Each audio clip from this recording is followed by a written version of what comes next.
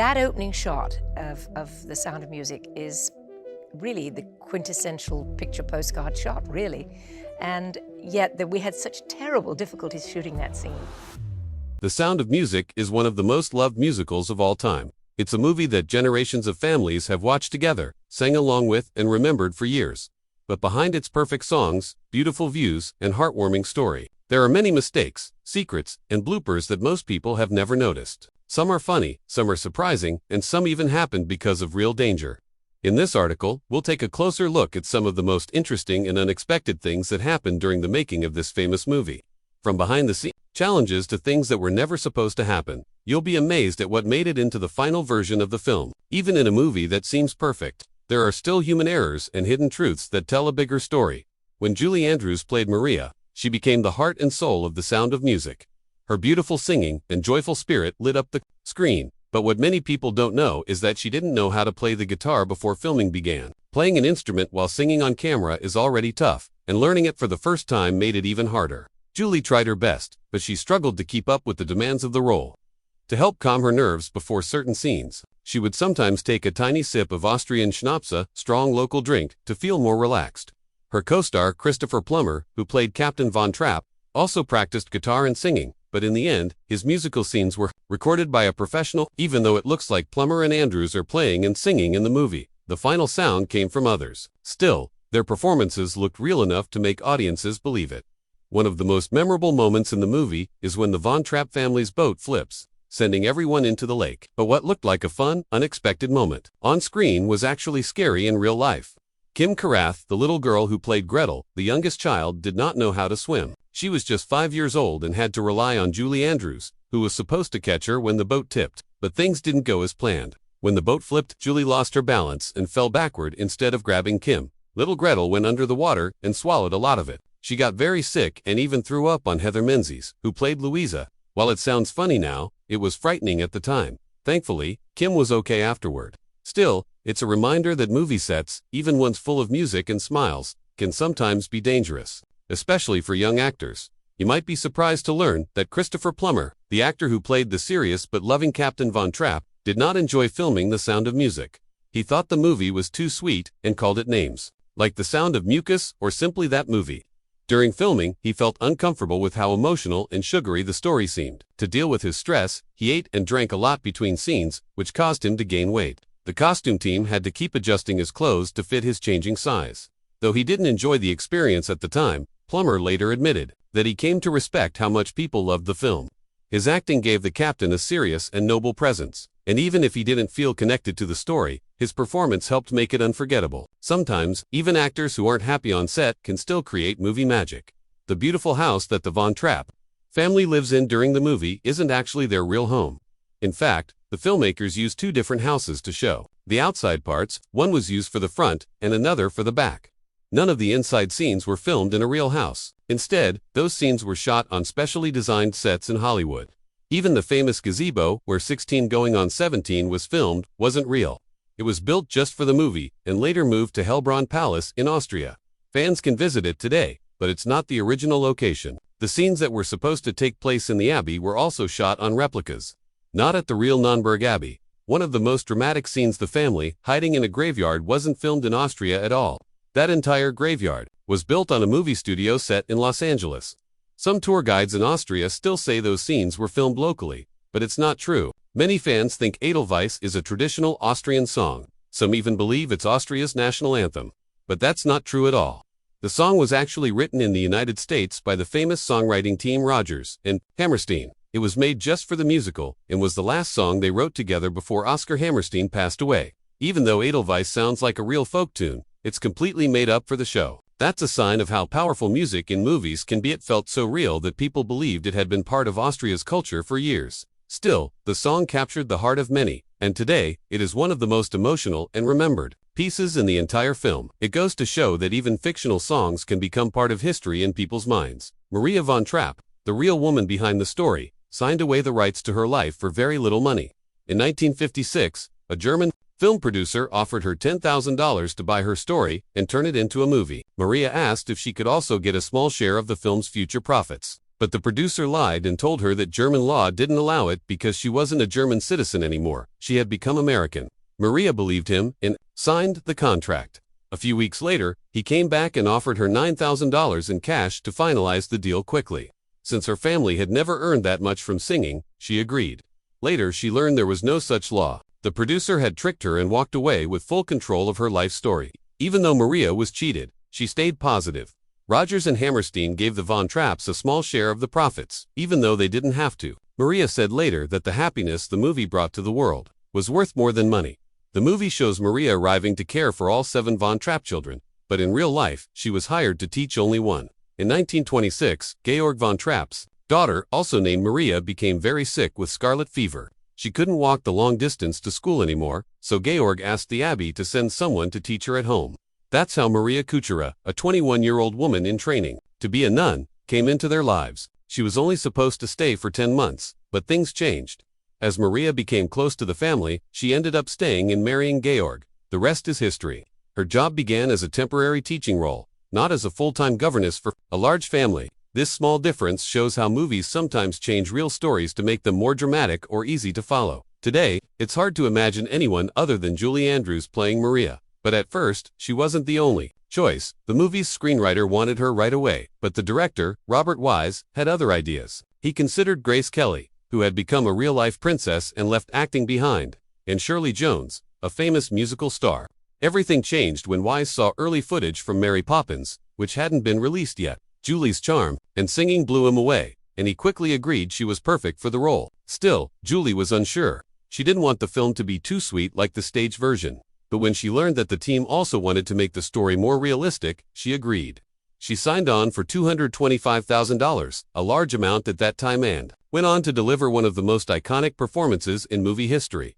In the film, Captain Georg von Trapp is shown as very strict, cold, and distant. He uses a whistle to call his kids and makes them act like little soldiers. But the real Georg was quite different.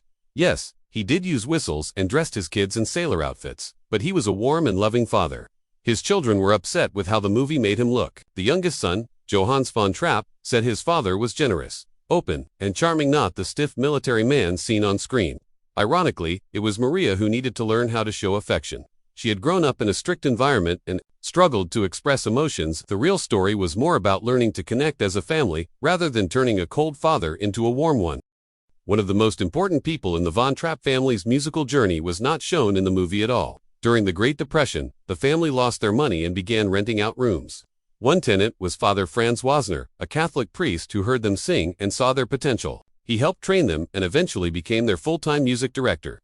He even fled Austria with them and traveled around the world helping them perform. But the movie replaced him with a made-up character named Max Detweiler. The filmmakers thought including a priest as their music mentor would take focus away from Maria, so they left him out. Still, those who know the real story agree that Father Wasner played a big part in turning the Von Trapp family into a successful singing group. The movie version of Maria makes her seem gentle, quiet, and unsure of herself. But the real Maria Von Trapp was far more energetic and bold than the movie lets on.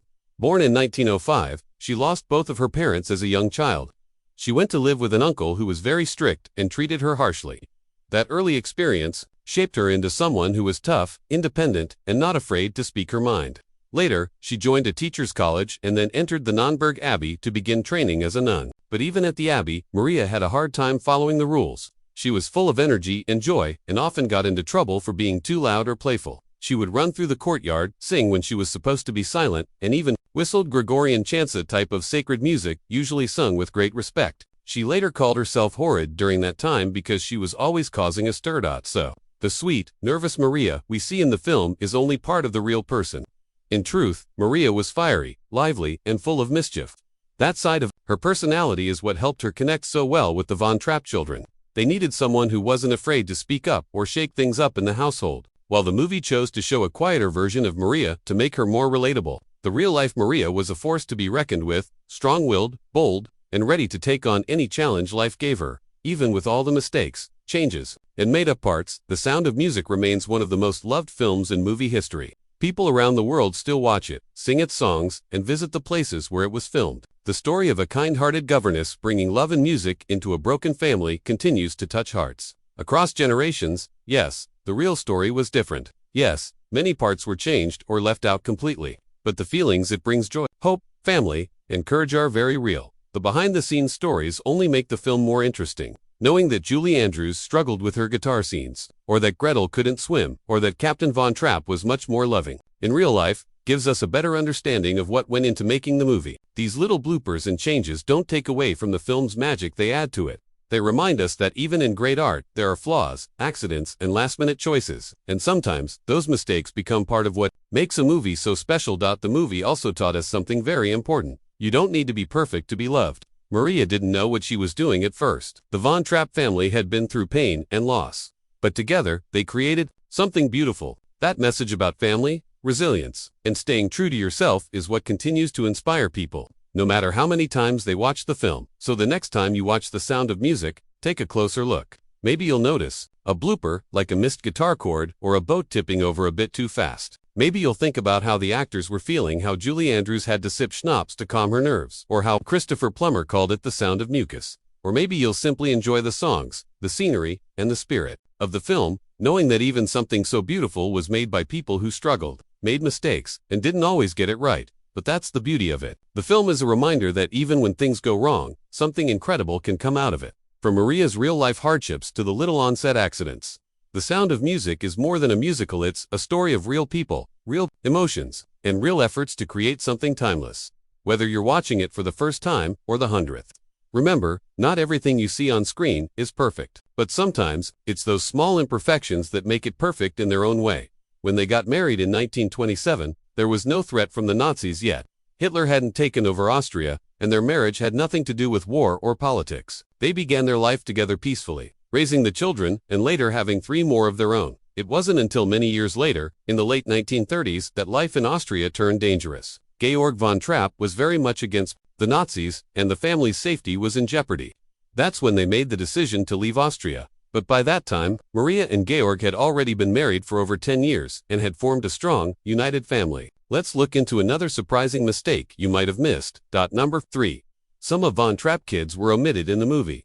In the movie, The Sound of Music, the Von Trapp family has 7 kids. Each child has their own special name and personality, but they aren't exactly like the real Von Trapp kids. The filmmakers gave them new names and created different characters to make its story more engaging for viewers. The 7 children in the film were inspired by the actual children of Captain Georg von Trapp and his first wife, Agathe Whitehead. After Agathe passed away in 1922, Georg was left a widower with 7 kids. Their real names were Rupert, Agathe, Maria Franziska, Werner, Hedwig, Johanna, and Martina. So, the names we see in the movie like Liesl, Friedrich, Louisa, and Gretel are not their real names. The filmmakers changed thesonyms and personalities to add drama, humor, and touching moments that fit the story better. Georg and Maria had 3 more kids after they got married in 1927.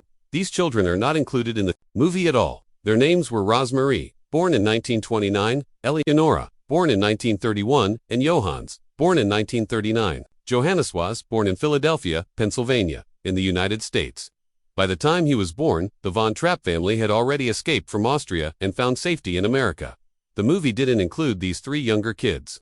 Probably because it was already telling a big story and needed to keep things simple for the sake of time, and while watching The Sound of Music, it feels like the story flows naturally from beginning to end. But like many big films, it wasn't filmed in the same order that the events happen in the movie. Scenes were shot based on weather conditions, actor availability, and the location schedules. For example, many of the outdoor scenes had to be completed early because of changing seasons in Austria. The famous opening scene of Julie Andrews spinning on the mountaintop looks bright and peaceful, but filming it was far from easy. A helicopter was used to capture the wide shots, and the wind from its blades kept knocking Julie over. She had to spin again and again while trying not to fall or look uncomfortable on camera. She later said it was one of the most exhausting scenes she ever filmed, even though it looks effortless in the final movie. This is a good reminder that what seems simple on screen often takes many takes and a lot of patience behind the scenes. The actors who played the 7 Von Trapp children became incredibly close during filming. Although they came from different backgrounds and age groups, they bonded like a real family. They played games between takes, helped each other with lines, and often went on adventures together around the filming locations. Their connection was so strong that they remained friends for decades after the movie was completed. Some of them even reunited years later to attend fan events and give interviews together. Their off-screen friendship helped their on-screen chemistry look more real, which is probably why audiences feel such a strong connection to them. Julie Andrews also developed a loving, almost maternal relationship with the child actors. She often spent time joking and playing with them between takes, helping to create the warm and joyful atmosphere that makes The Sound of Music so memorable. The real-life friendships behind the camera helped bring the fictional family to life in a way no script ever could. It might be hard to believe now, but The Sound of Music was not expected to be a huge hit when it was first released. In fact, some critics thought the story was too sentimental and sugary for adult audiences.